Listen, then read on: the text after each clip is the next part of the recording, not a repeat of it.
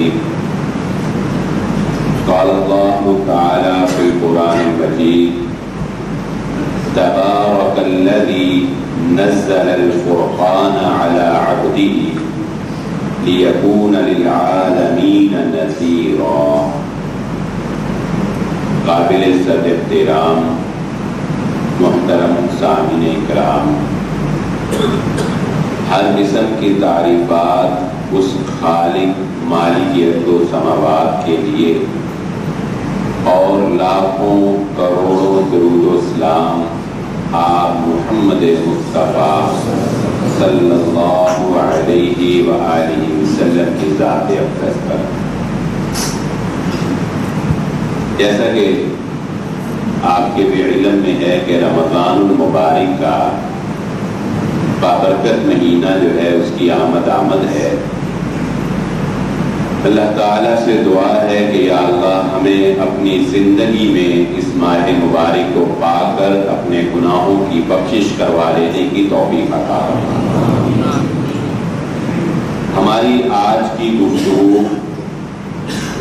قرآن مجید فرقان حمید کی فضیلت، مناقب اور اسی حوالے سے ہوگی۔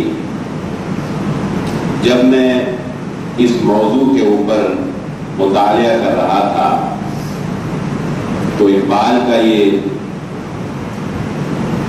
شعر اور یہ الفاظ بارہا میرے ذہن میں گردش کرتے رہے کہ غافل اپنے پھل کی شیرینی سے خود شجر ہے،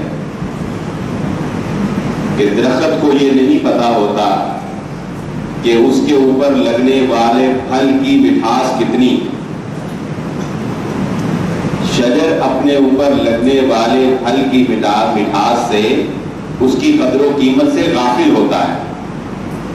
مسلمان بھی آج اس بات سے غافل ہے کہ اس کو ملنے والی کتاب کی مٹھاس کیا ہے۔ جس کتاب کو وہ مانتا ہے،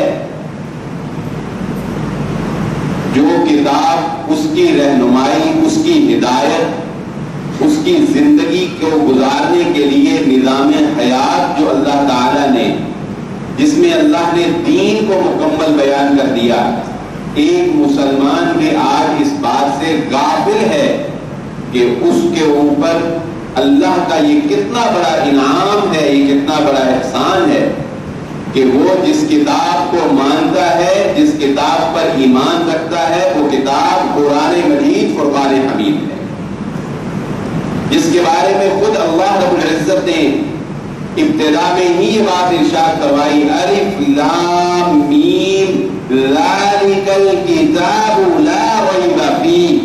یہ کتاب، الکتاب، یہ ایک کتاب، کیوں؟ کیونکہ دنیا کے اندر قرآن وہ واحد کتاب ہے جس کو ایک کتاب کہا جا سکتا ہے۔ دنیا کے اندر اس وقت اگر آپ زبور جو آسمانی کتاب ہے، وہ کہ تحریف شدہ ہے، اگر زبور کو دیکھیں تو اس وقت آپ کو اس کا ایک کتاب ہونا نظر نہیں آئے گا۔ اگر آپ تورات کو اٹھا کر دیکھیں تو اس میں کئی صحیفے شامل ہیں، وہ ایک کتاب نہیں ہے۔ اگر انجیل کو اٹھائیں گے تو وہ ایک نہیں، 4 انجیل کی 4 کتابوں کو ملا کر ایک انجیل بنائی گئی۔ اسی طرح اگر آپ ہندوؤں کی کتابوں کو اٹھا کر دیکھیں، وید کو اٹھا کر دیکھیں تو کوئی رام کی وید، کوئی یجر کی وید، کوئی اتھر کی وید، 4 بیتیں جو ہے ملا کر ایک وید کی کتاب بنتی۔ اسی طرح آپ مطالعہ کرتے چلے جائیں تقابل ادیان کا، دنیا کے اندر جتنی بھی کتابیں آپ کو نظر آئیں گی وہ مختلف صحیفوں کا مجموعہ ہے، واحد ایک کتاب ہے قرآن مجید، جو ایک ہی ہے اور مکمل کتاب۔ اسی لیے اللہ تعالیٰ نے اس کے بارے میں فرمایا: ذالک الکتاب لا ریب فیہ۔ یہ قرآن، یہ ایک کتاب ہے، مکمل کتاب ہے، اس میں کوئی کمی نہیں ہے، اس میں کسی چیز کے اضافے کی، کسی چیز کے داخل کرنے کی ضرورت اللہ रब्बुल इज्जत ने बाकी छोड़ी नहीं। किताब ये कुरान जिंदा किताब है। ये बात मैं क्यों कह रहा हूं? ये कुरान जिंदा किताब है। किस तरह जिंदा किताब है? तौरात इब्रानी जुबान में नाज़िल हुई। आज दुनिया के अंदर तौरात को मानने वाले इब्रानी नहीं बोल सकते। इंजील यूनानी जुबान में नाज़िल हुई। इंजील को मानने वाले यूनानी जुबान नहीं बोल सकते। दुनिया में इन जुबानों को नहीं बोला जाता। हिंदुओं की मजहबी किताब वेद संस्कृत जुबान में नाज़िल हुई। संस्कृत हिंदुओं को बोलनी नहीं आती। वाहिद किताब दुनिया में कुरान है जो अरबी में नाज़िल हुआ और आज दुनिया में अरबी करोड़ों इंसान बोलते हैं। जिंदा किताब है ये कुरान है कि इसकी जुबान भी जिंदा है और ये कयामत तक सबसे ज्यादा दुनिया में पढ़ी जाने वाली किताब अगर कोई है तो वो कुरान मजीद फुरकान हमीद है।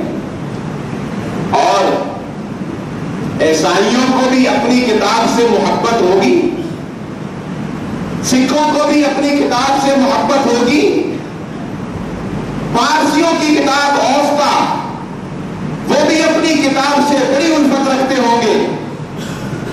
लोग तौरात को भी चूमते होंगे, लेकिन ये एजाज अल्लाह रब्बुल इज्जत ने ऐ मुसलमानों सिर्फ तुम्हारी किताब को रखा है कि ये सीनों में उतर जाने वाली किताब।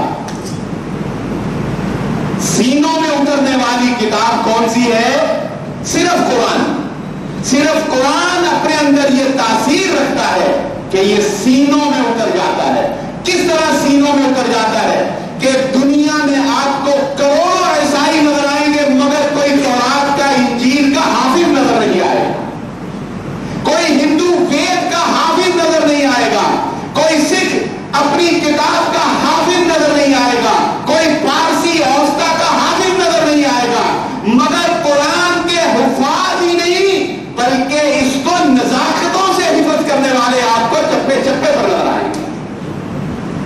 लफ्ज़ मैंने क्या इस्तेमाल किया? नज़ाकतों से। कुरान को सिर्फ हिफाजत ही नहीं किया जाता, सिर्फ सीनों में नहीं उतारा जाता, बल्कि हमारे यहां बच्चे कुरान को नज़ाकतों से हिफाजत करते हैं। नज़ाकतें क्या हैं? आपको ऐसे बच्चे हाफिज नजर आएंगे, पूछो फुलानी सूरा का फुलाना रुकू से पढ़ो, वहां से पढ़ेगा। फुलानी आयत से पढ़ो, फुलानी आयत से पढ़ेगा। फुलानी आयत कहां पर है ये बताएगा। फुलानी सूरा कितनी है ये बताएगा। तरह तरह से हिफाजत करके बताएगा। कुरान को नज़ाकतों से हिफाजत किया जाता है। ये वो किताब है जो सीनों के अंदर उतर जाने वाली किताब है। और ये कुरान ही वो किताब है जिसको अल्लाह रब्बुल इज्जत ने ये एजाज बख्शा है कि इसकी तिलावत की जा सकती है। मुसलमान ये नहीं जानता कुरान की तिलावत क्या है। कुरान की तिलावत पढ़ना नहीं है। इसके अंदर थोड़ा सा मैं फर्क कर दूं। वरत्तिल कुरान तरतीला। पढ़ना क्या वो चीज है, तिलावत और चीज है। कुरान को अल्लाह ताला ने ये एजाज बख्शा है जो दूसरी किसी किताब के पास नहीं है कि कुरान तिलावत किया जाता है। और ये क्या फर्क है?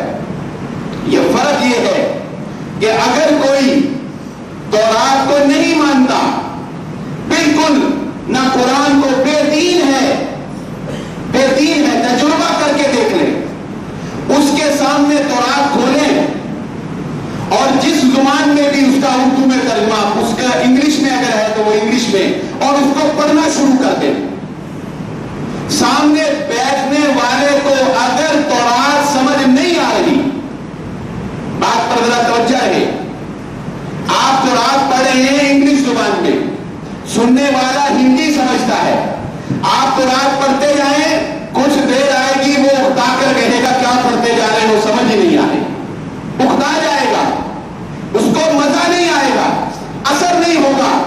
हिंदुओं की किताब संस्कृत में पढ़ना शुरू कर दें, एक उकता जाएगा दिल, मगर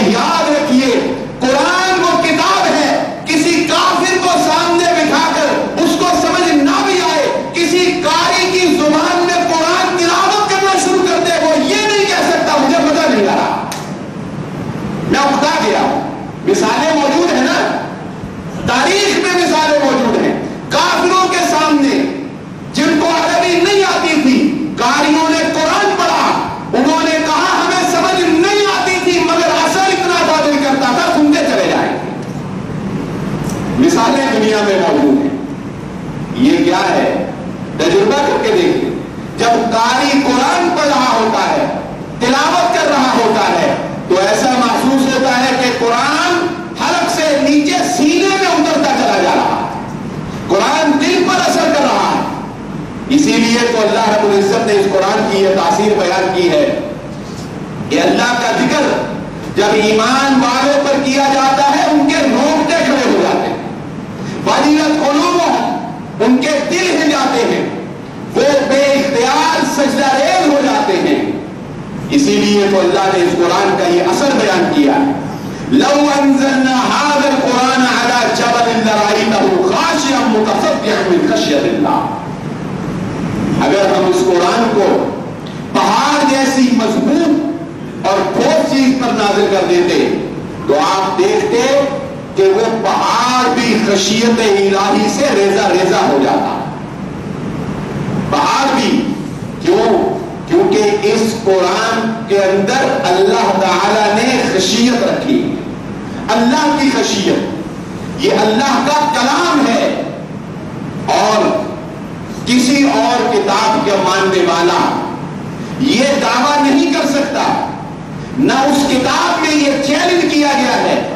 مسلمانوں، تمہاری خوش قسمتی، اپنے اعمال کی طرف دیکھو، اپنے اعمال کی طرف دیکھو، اپنے کردار کی طرف دیکھو۔ چند روپوں کی خاطر جو اپنا وعدہ توڑ دینے والے، اپنی قسمیں توڑ دینے والے، اپنی زبانوں سے پھر جانے والے، تحریروں کو بدل دینے والے، میں نہیں مانتا کہ وہ چند روپوں کی خاطر قرآن نہ بدلتے، ضرور بدلتے، لیکن تم پر یہ اللہ کا احسان ہے کہ اللہ نے اس قرآن کو تمہارے رحم و کرم میں نہیں چھوڑا۔ فرمایا اِنَّا نَحْنُ نَزَّلْنَا الذِّكْرَ، اس نصیحت کو ہم نے نازل کیا اور اس کی حفاظت بھی ہم ہی کر کے دکھائے تھے۔ دیکھ لو تورات انجیل کو ان کی امتوں کے رحم و کرم پر چھوڑا، تعریف کر دوں، بدل ڈالا اپنی کتابوں کو۔ یہ تو اللہ کا ہم پر احسان ہے، یہ تو اللہ کا ہم پر انعام ہے کہ یہ واحد قرآن وہ کتاب ہے، اور دنیا کے اندر کوئی ایسی کتاب نہیں کہ جس کے اندر یہ بات لکھی ہو کہ جس نے اس کتاب کو لکھا یا جس نے اس کتاب کو نازل کیا یا جس کی یہ کتاب ہے وہ قیامت تک اس کی حفاظت بھی کرے گا۔ یہ اعزاز صرف قرآن کا ہے کہ اس کو نازل کرنے والا اس کے اندر یہ فرما رہا ہے ہم نے اس کو نازل کیا، قیامت تک اس کی حفاظت بھی ہم نہیں کریں گے۔ اور تمہیں تو اللہ نے قبلہ بھی وہ دیا ہے کہ جس کی حفاظت کا ذمہ بھی اللہ نے اپنے اوپر لیا۔ أَلَمْ تَرَ كَيْفَ فَعَلَ رَبُّكَ بِأَصْحَابِ الْفِيلِ، اصحاب الفیل کے ساتھ کیا ہوا کون نہیں جانتا۔ بیت اللہ کی حفاظت بھی اللہ کر رہا ہے، تمہاری کتاب قرآن کی حفاظت بھی اللہ کر رہا ہے۔ یہ تم پر اللہ کا انعام ہے، تم بے خبر ہو۔ اور دنیا میں کوئی کتاب اور نہیں جو یہ چیلنج کرتی ہو کہ اگر مجھے جھوٹا ثابت کرنا ہے تو میرے جیسی ایک سطر لکھ کر دکھاؤ۔ یہ چیلنج بھی صرف قرآن کرتا ہے، کیونکہ قرآن سچی کتاب، لا ریب فیہ، اس کے سچے ہونے میں، اس کے الکتاب ہونے میں، اس کے الفرقان ہونے میں کوئی شک کی گنجائش نہیں۔ یہ چیلنج بھی صرف قرآن کرتا ہے اور قیامت تک کے جنوں اور انسانوں کو کرتا ہے کہ اگر تمہیں یہ لگتا ہے کہ قرآن سچی کتاب نہیں ہے تو جاؤ اس جیسی ایک آیت بنا کر دکھا دو، قرآن سارے کا سارا جھوٹا ہو جائے۔ میں یہاں پر یہ الفاظ سمجھانے کے لیے بات سمجھا دیتا ہوں، لیکن یاد رہے قرآن شاعری سے مبرہ، قرآن کہانت سے مبرہ، قرآن کسی جادوگر کا کلام نہیں، قرآن کسی ادیب کی گفتگو نہیں، قرآن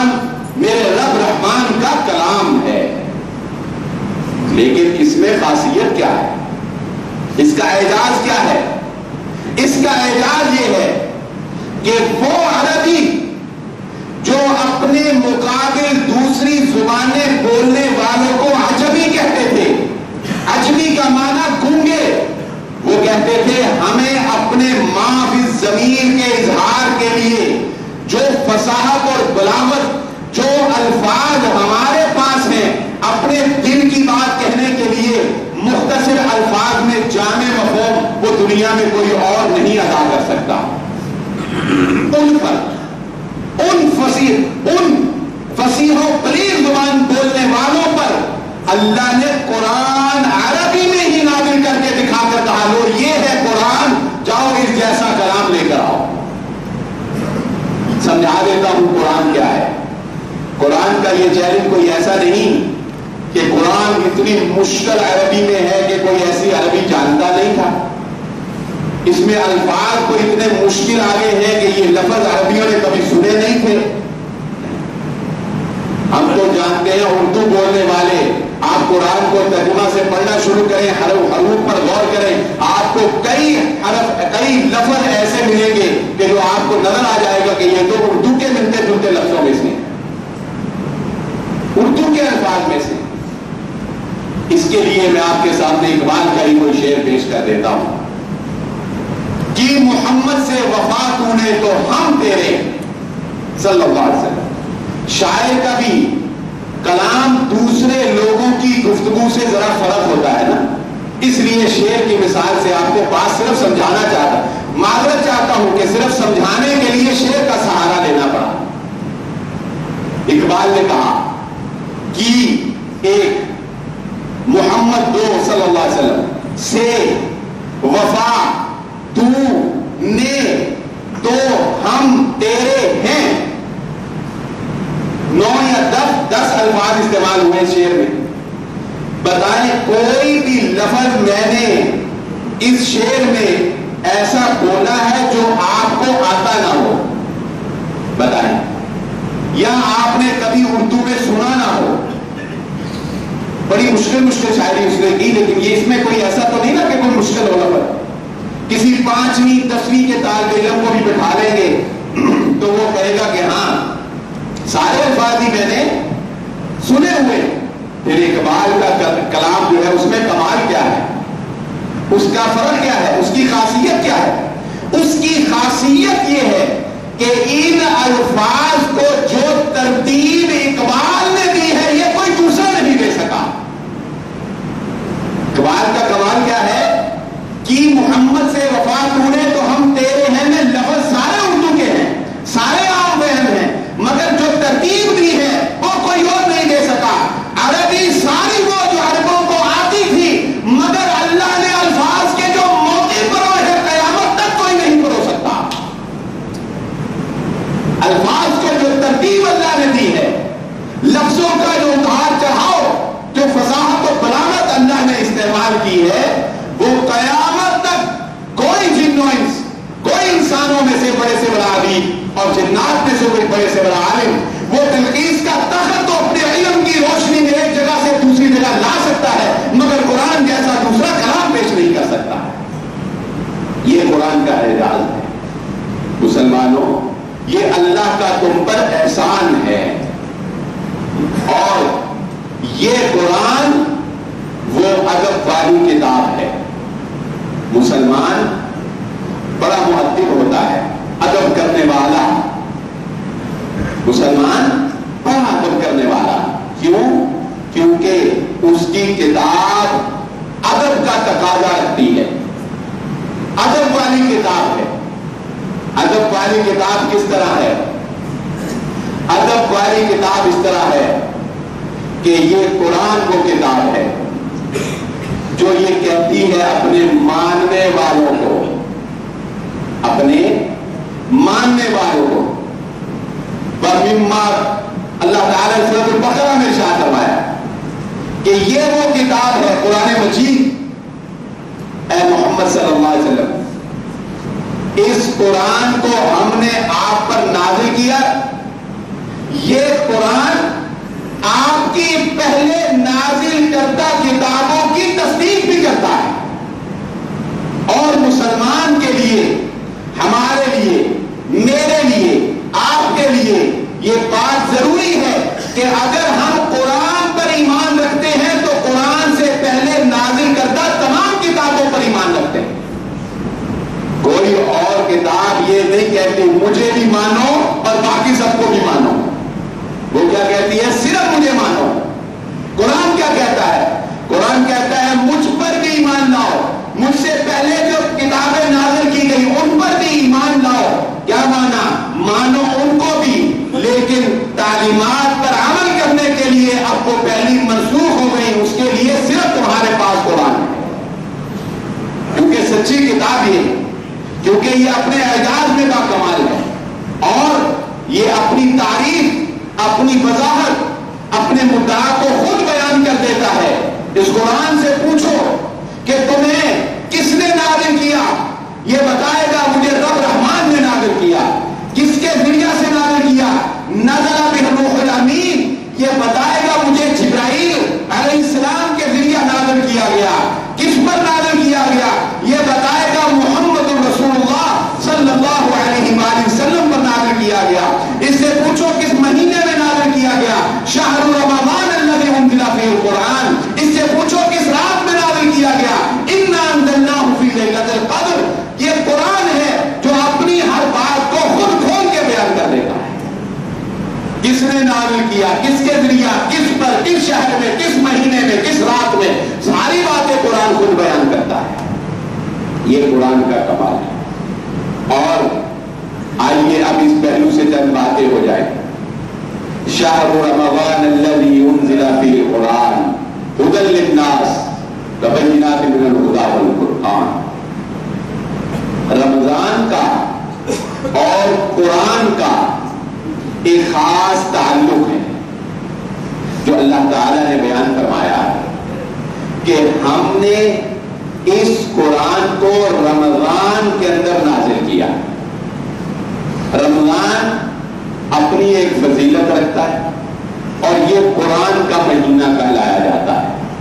اس کے اندر قرآن زیادہ سے زیادہ پڑھا جاتا ہے، راتوں کو قیام میں پڑھا جاتا ہے، سنا جاتا ہے۔ یہ ہے کیا؟ یہ فلسفہ کیا ہے؟ اس کو بھی ذرا سمجھنے کی ضرورت ہے۔ آج اس کو تفصیل سے تھوڑا سمجھاتا ہوں۔ ہمارا یہ وجود فَإِذَا سَوَّيْتُهُ وَنَفَخْتُ فِيهِ مِن رُّوحِي فَقَعُوا لَهُ سَاجِدِينَ۔ اللہ تعالیٰ فرماتے ہیں کہ جب انسان کی نوک پلک کو میں سنوار لوں اور اس میں اپنی جانب سے روح کو پھونک دوں تو فرشتوں کو حکم دیا کہ پھر تم اس کے لیے سجدہ ریز ہو جانا۔ کیا مانا؟ کہ انسان کے وجود کو، اس جسم کو کھنکتی ہوئی مٹی سے پیدا کیا گیا اور اس کے اندر روح کو ودیت کیا گیا۔ یہ دو چیزوں کا مرکب قرار پایا، ایک جسمانی وجود اور ایک ہمارا روحانی وجود۔ یہ مل کر زندگی وجود میں آتی ہے، روح اور جسم مل کر۔ یہ جسم اس زمین سے بنا، اسی زمین کی خوراک کھاتا ہے، اسی زمین سے اناج اگتا ہے، اسی زمین سے اس کی غذا ملتی ہے۔ جب انسان مر جاتا ہے اس جسم کو اسی مٹی کے سپرد کر دیا جاتا ہے۔ ادھر سے ہی آیا، ادھر سے ہی غذائیات، ادھر سے ہی اسی مٹی میں۔ اس لیے اس جسم کا رجحان، اس جسم کی رغبت، اس جسم کی چاہتیں، اس جسم کی خواہشات بھی اس دنیا کی طرف ہی ہوتی ہیں۔ ادھر سے جو آیا ہے اس میں دل لگاتا ہے۔ اچھا، روح اللہ نے آسمان سے اپنی جانب سے بھیجی، وہ روح انسان میں رہتی ہے لیکن اس کا دھیان اللہ کی طرف رہتا ہے کیونکہ وہ ادھر سے آئی۔ اس کی غذا بھی وَيَسْأَلُونَكَ عَنِ الرُّوحِ، یہ آپ کے روح کے بارے میں سوال کرتے ہیں، ان کو بتائیے تم روح کو نہیں سمجھ سکتے۔ قُلِ الرُّوحُ مِنْ أَمْرِ رَبِّي، روح تو صرف میرے رب کا حکم ہے۔ اس کی غذا بھی اللہ نے آسمانوں سے قرآن نازل کی۔ روح کی غذا کیا ہے؟ آسمانوں سے نازل ہوئی قرآن۔ قرآن دلوں پر اترتا ہے، سکون پیدا کرتا ہے۔ بِذِكْرِ اللَّهِ تَطْمَئِنُّ الْقُلُوبُ۔ یہ جب انسان مر جاتا ہے تو روح آسمانوں سے آئی آسمانوں کی طرف ہی واپس چلی جاتی. یہ ایک بات انہیں سمجھ آ گئی. اب رمضان کیا کرتا ہے؟ رمضان المبارک کے مہینہ میں جب ہم روزہ رکھتے ہیں تو روزہ ہمیں یہ سکھاتا ہے کہ اپنے جسم کو دنیاوی لذات سے کس طرح روکنا ہے. روزہ ہمیں بتاتا ہے دنیا کی خواہشات کو کس طرح سے مارنا ہے، کس طرح سے ایک چیز کو حاصل کر سکنے کے باوجود اللہ کے حکم پر اس کو چھوڑ دینا ہے. سامنے پڑے ہوئے پانی کے گلاس کو منہ سے نہیں لگانا، وہ دنیا کی لذت و نعمت ہے، لیکن یہ اللہ کا حکم ہے کہ اس حالت میں اس کو نہیں پینا، جو اللہ کا حکم مانتے ہوئے اس کو نہیں پینا. یہ روزہ ہمارے جسم کو کمزور کرتا ہے، دنیا کی لذات، دنیا کی خواہشات، دنیا کی تمناؤں اور دنیا کے جو زیب و زینت ہے اس سے دور کرتا ہے. جب یہ یہاں سے دور کر رہا ہوتا ہے تو اس مہینہ میں پھر قرآن پڑھا جا رہا ہوتا ہے اور قرآن ہماری روح کو مضبوط کر کے اس کو اللہ کے قریب کر رہا ہوتا ہے. تو یہ روزہ اور قرآن مل کر یہ کام کرتے ہیں کہ آپ کو دنیا سے دور اور اللہ کے قریب کر دیتے ہیں. لعلکم تتقون کا مفہوم ادا ہو جاتا ہے کہ روزے کا مقصد یہ ہے تاکہ تم پرہیزگار بن جاؤ، تاکہ تمہارے اندر پرہیزگاری آ جائے. اس کی مثال علماء کرام، علوم القرآن پر کتابیں لکھنے والوں نے اس کی مثال اس طرح سے بھی دی ہے کہ اس کو آپ اس مثال سے سمجھ لیں کہ جس طرح ایک گھوڑا ہوتا ہے، یہ جسم ایک گھوڑے کی نما سمجھ لیں، اور گھوڑے کے اوپر ایک سوار ہوتا ہے، اس جسم پر روح کو سوار سمجھ لیں. یہ بتائیں اگر وہ سوار زندہ رہے، گھوڑے کی لگامیں اس کے ہاتھ میں رہے، تو گھوڑا اپنی مرضی نہیں کر سکتا، اس سوار کی مرضی کے مطابق موو کرے گا. اور اگر اوپر بیٹھا ہوا سوار مر جائے تو پھر گھوڑا جدھر مرضی اپنی مرضی سے پھرے گا نا. تو اس جسم کو لگامیں ڈالنے والی چیز جو ہے وہ روح ہے، جو اس کو بھٹکنے نہیں دیتی، اس کو دائیں بائیں نہیں جانے دیتی، اس کو صراط مستقیم پر رکھتی ہے. لیکن جب ہم گناہوں کی کثرت کی وجہ سے اس روح کو مار دیتے ہیں تو پھر یہ جسم اپنی مرضی کرتا پھرتا ہے. فی طغیانہم یعمہون، پھر یہ بہکنے کے لیے چھوڑ دیا جاتا ہے، پھر یہ اپنی مرضی سے بے لگام پھرتا ہے. رمضان کا یہ مقصد ہے، یہ فلسفہ ہے، یہ فائدہ ہے. اور اسی لیے بڑے بڑے محدثین، امام مالک جیسے رحمہ اللہ تعالی، جو مسجد النبوی میں بیٹھ کر درس حدیث دینے والے، وہ بھی اس ماہ مبارک کے اندر اپنے آپ کو صرف قرآن سے جوڑ لیتے تھے. حدیث کا درس ختم کر کے کہتے تھے رمضان صرف قرآن کا مہینہ ہے، اس میں صرف قرآن پڑھا جائے گا، قرآن پڑھا جائے گا، قرآن سمجھا جائے گا، قرآن سمجھایا جائے گا. کیونکہ خیرکم من تعلم القرآن وعلمہ، اللہ تعالیٰ نے اس قرآن کی تعلیم کو یہ اعزاز بخشا ہے کہ فرمایا تم میں سے بہترین ہے وہ شخص جو قرآن سیکھتا ہے اور دوسروں کو قرآن سکھاتا ہے. قرآن سیکھنے والا، قرآن سکھانے والا، اور سیکھنے اور سکھانے کا مقصد عمل ہوا کرتا ہے. جس طرح موطا امام مالک کی وہ روایت آپ کے سامنے شاید پہلے بھی رکھی، عبداللہ بن مسعود رضی اللہ تعالیٰ عنہ کا یہ قول، ان کا یہ اثر کہ وہ اپنے دوستوں میں بیٹھے ہوئے، اور آپ جانتے ہیں قیامت جب قائم ہونی ہے تو بدترین لوگوں کے اوپر قائم ہونی، علی اشرار الناس، دنیا کے سب سے برے لوگ وہ ہوں گے جن پر قیامت قائم ہوگی.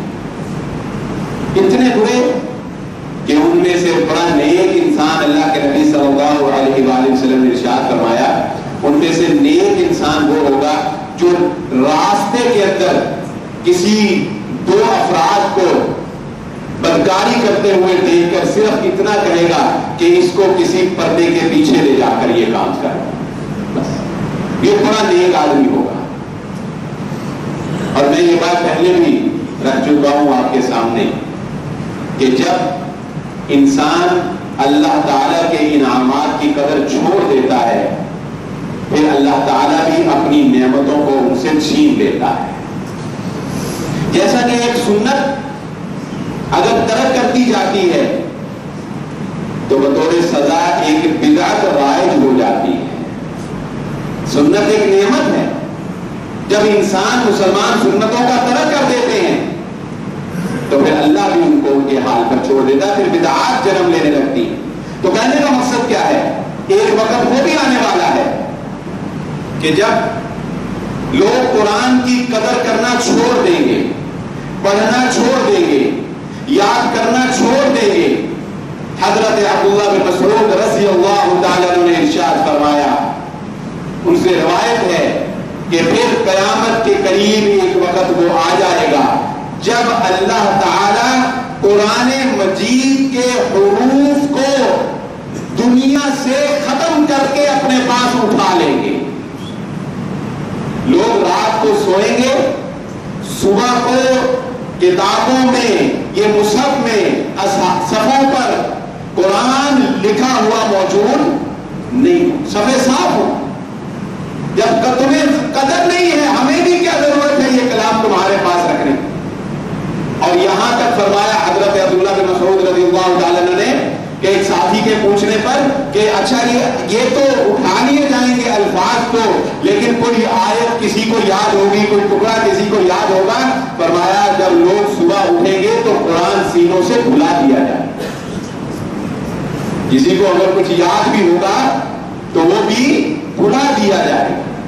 امام غزالی رحمہ اللہ نے ویسے بڑی پیاری بات کہی ہے، مسلمانوں کے حالت زار کو دیکھتے ہوئے انہوں نے کہا کہ اے مسلمانوں، تم کیا سمجھتے ہو قرآن پڑھ کر کوئی اللہ پر احسان کر رہے ہو؟ اور قرآن کا ترک کر کے کیا اللہ کا کوئی نقصان کر رہے ہو؟ یاد رکھو، اگر تمہاری آنکھیں قرآن کو پڑھنا چھوڑ دیں گی، اللہ نابینوں کو حافظ بنا دے گا، قرآن ضائع نہیں ہونے والا۔ اللہ اپنا کام لینا جانتا ہے، اللہ اپنا کام، تمہارا محتاج نہیں ہے، تمہارا اللہ محتاج نہیں۔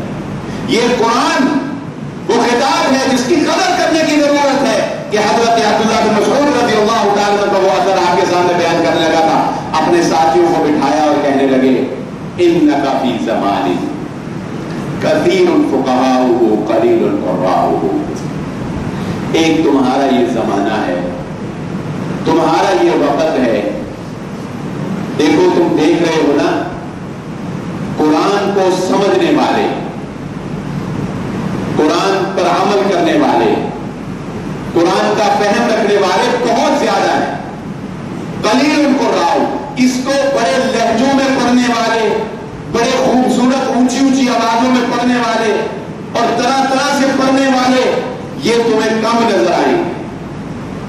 قرآن پر فہم زیادہ ہے، قرآن کی لوگوں کو سمجھ زیادہ ہے، قاری تھوڑے ہیں۔ قرآن کے حدود کی حفاظت کی جا رہی ہے، حروف کی حفاظت پر توجہ کم ہے۔ قرآن کی حد کو لوگ نہیں توڑنے دیتے، قرآن کی حدوں کی حفاظت ہے اور قرآن کے حروف کی حفاظت پر توجہ کم ہے۔ تمہارا یہ زمانہ ہے، لوگوں کے خطاب تھوڑے، عمل زیادہ۔ لوگ تقریریں لمبی لمبی، جلسے لمبے لمبے نہیں کر رہے، راتوں راتوں پوری محفلیں منعقد نہیں ہو رہی، تقریریں کم ہیں، عمل زیادہ ہے۔ یطیلون الصلاۃ ویقصرون الخطبۃ، نمازیں لمبی ہیں، خطبے چھوٹے ہیں، لوگ عبادت کرتے ہیں، باتیں کم کرتے ہیں، اور دینے والے زیادہ ہیں، لینے والے تھوڑے۔